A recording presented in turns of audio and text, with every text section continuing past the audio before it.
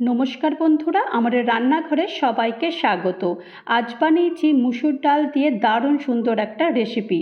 আশা করি তোমাদের ভীষণ ভালো লাগবে। তো চলো দেরি না করে কিভাবে বানিয়েছি সেটা দেখে নিই। এখানে আমি প্রথমেই 1 কাপ মতো আমি মুসুর ডাল নিয়ে নিয়েছি। মুসুর ডাল জল দিয়ে ভালো করে এটাকে ধুয়ে পরিষ্কার করে নেব। মুসুর ডালটা একটু ভালো করে কচলে কচলে একটু ধুয়ে নিতে হবে, কারণ মুসুর ডালের মধ্যেও কিন্তু অনেকটাই বেশ নোংরা থাকে।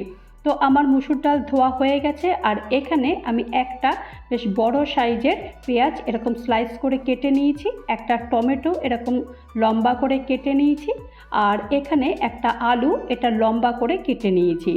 আলু এমনি মিডিয়াম সাইজের নিয়েছি, আর সব কিন্তু আমি লম্বা মতন কেটে নিয়েছি। আর এখানে আমি 2টো কাঁচা লঙ্কা চিড়ে দিয়েছি, কাঁচা লঙ্কাটা তোমরা কম বেশি করে নিতে পারো। আর এখানে 4টে রসুন কোয়া থেতো করে দিয়েছি, পরিমাণ মতো নুন দিয়েছি, আর 1/2 চামচ হলুদ গুঁড়ো দিয়েছি, আর 1 চামচ লাল লঙ্কার গুঁড়ো দিয়েছি, আর এখানে 2 টেবিল চামচ আমি সর্ষের তেল দিয়েছি। ব্যাস সব কিছু দিয়ে দিয়েছি। এখন এগুলো বেশ ভালো করে হাত দিয়ে মেখে নিতে হবে, যতক্ষণ পর্যন্ত না যে বেশ টমেটো থেকে একদম জল বেরোয় আর মাখাটাও বেশ একটু সুন্দর হয়। তো এই রকমভাবেই ভালো করে এটাকে হাত দিয়ে কচলে কচলে মেখে নিতে হবে। আর এই রকমভাবে যদি এই রেসিপিটা বানানো যায় তাহলে গরম ভাতের সঙ্গে কিন্তু দারুণ খেতে লাগে, আর রান্নাটাও কিন্তু খুব তাড়াতাড়ি হয়ে যায়। অনেক সময় আমাদের রান্না করতে ভালো লাগে না, এই রকম যদি একটা রান্না করা যায় তাহলে কিন্তু খুব তাড়াতাড়ি হয়ে যায় আর খেতেও ভালো লাগে। এখন পরিমাণ মতো আমি জল দিয়ে দিয়েছি, আর সামান্য কিছু ধনেপাতার কুচি ছড়িয়ে দিয়েছি। গ্যাস অন করে দিয়েছি, আর ঢাকনা বন্ধ করে দেব যতক্ষণ পর্যন্ত না ডাল সেদ্ধ হয়। আমি এখানে 15 মিনিট পর আমি ঢাকনা খুলে দিয়েছি। ঢাকনা খুলে এখন দেখে নেব ডালটা সেদ্ধ হয়ে গেছে কিনা। তো দেখছি না, তেমন সেদ্ধ হয়নি, এখনও কিন্তু বেশ একটু শক্ত শক্ত আছে।